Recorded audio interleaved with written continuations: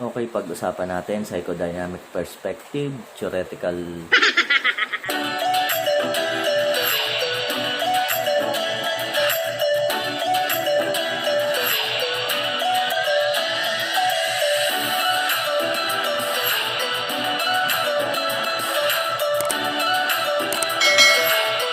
Pag-usapan natin psychodynamic perspective, theoretical construct, and practical application.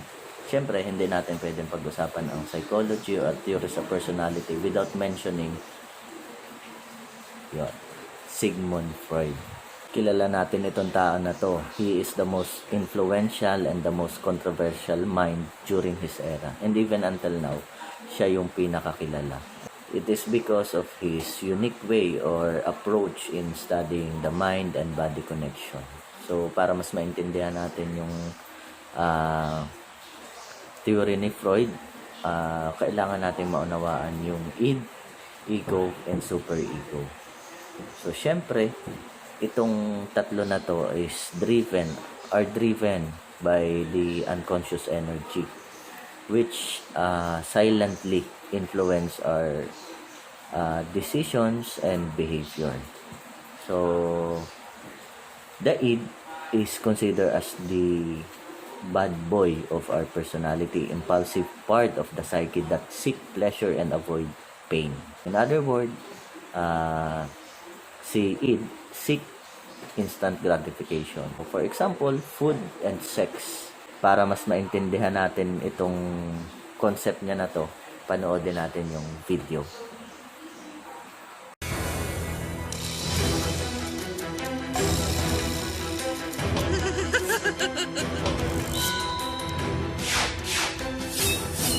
Let's see how you like a little typologist introvertus. I just feel like staying in tonight. Sex. Staying in and having a wank. That was just a warm-up. How about typologist extrovertus? I will go out tonight and meet new people. People to have casual sex with. Oh, you do this every time. Once I can do this all night long. We shall see. London, I summon your inner voices!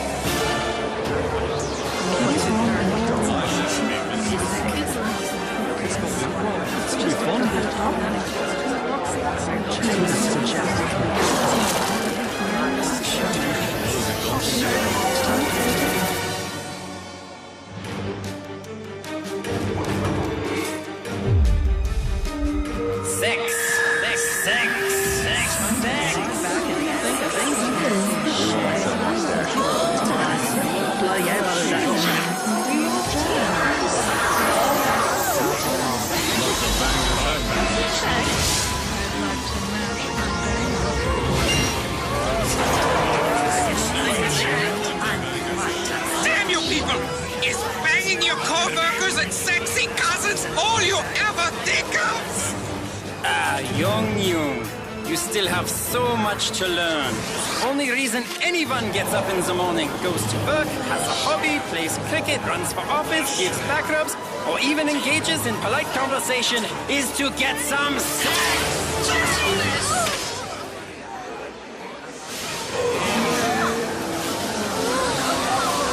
Malinaw naman siguro yon. So now, the superego always follow the rule. Alam natin na si superego, may part siya na conscious, may part siya na unconscious. And si superego always want to control the id. Then next is the ego. Siyempre, since si id and si superego as a conflict, siya yung naiipit dun sa gitna. So, he has a constant struggle to balance the id and the superego, trying to make pleasurable decisions without causing too much damage. Siyempre, if ever na makompromise yung decisions ni ego, magkakaroon ng anxiety or guilt doon sa part ni ego. And syempre, magre-result yun dun sa defense mechanism, which are, according to Freud, defense mechanism are repression, projection, denial, regression, rationalization, reaction formation, displacement, and sublimation. So, hindi na natin i-discuss masyado lahat ito. Pero, just to give you an idea, meron talaga tayong mga repressed emotions during our childhood na maaring makaapekto during in our present life today. So yon, next thing is how the ego and the superego influence our personality. According to Freud, yung first 6 years ng life ng isang bata is yung crucial stage ng kanyang buhay. And what are the 5 psychosexual stages? The oral, the anal, the phallic, latency, and the genital. And during those stages, the ego struggle to balance between the pleasure-seeking id and the moral principle of the superego. According to Freud, personality are formed by the process and the result of those struggles. In other words, internal conflict. During those stages, pwede tayo makadevelop ng fixations. For example, oral, smoking or eating problem. Then the next one is the anal. So same thing, kung naka-experience siya ng struggle during those stage, pwede siyang ma-develop as a person na tamad. So during the third stage, boys and girls started to notice yung differences nila.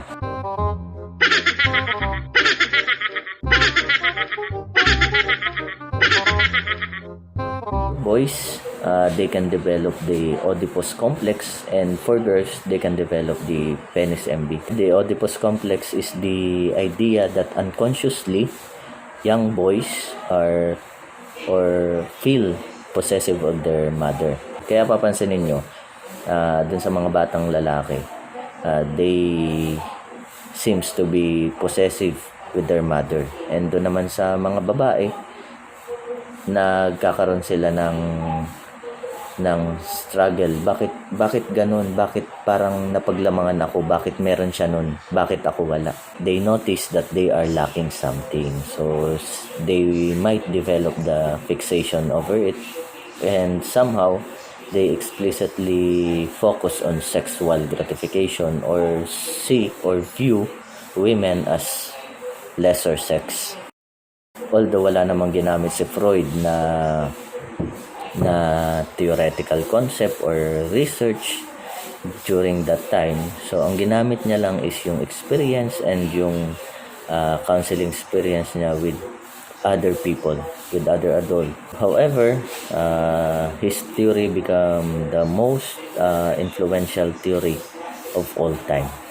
And syempre, ang purpose ng theory or ng therapy ni Freud is to understand the events in the past that might have led to the struggle between the id and the superego. Also, to understand why humans have a lot of repressed emotions. And the last one is to bring out those repressed feelings and emotions to the conscious mind. Freud always want to explore the unconscious. So in order to develop the idea of the root of our personality, we need to dig deeper on the things that we experience on the surface. The next one is the therapeutic transference. So relates to the way you may be transferring thoughts or feelings connected to influential figure in your life and to your therapist. For example, yung parents mo or yung mga kapatid mo. Therapist should discuss transference with you to help you gain understanding or further insight into the way you deal with people in your daily life. The last one is the interpretation. A key element of psychoanalytic therapy is interpreting and reading between the lines. While your therapist is likely to stay relatively quiet and allow you to talk freely, they will occasionally interject with thoughts or interpretation of the topic you discuss. They may also ask you about your dreams, So, ito yung isa dun sa mga controversial concept ni Freud, yung dream analysis. Freud wrote a lot of the subject of dream analysis and believed that dreams were important resources for understanding the unconscious. And psychoanalytic therapy, as we all know, is a long-term therapy and it is not effective doon sa mga naghahanap ng mabilisang solusyon. If you want to seek a quick solution to your problem, consider solution-focused therapy. Yan. Psychoanalytic therapy is a gradual process that takes time, yet the results are said to be life-changing. So, yun lang naman siguro yung concept ng psychodynamic perspective. And that's it. Hope you enjoy my video about psychodynamic perspective, theoretical construct, and practical application. Bye.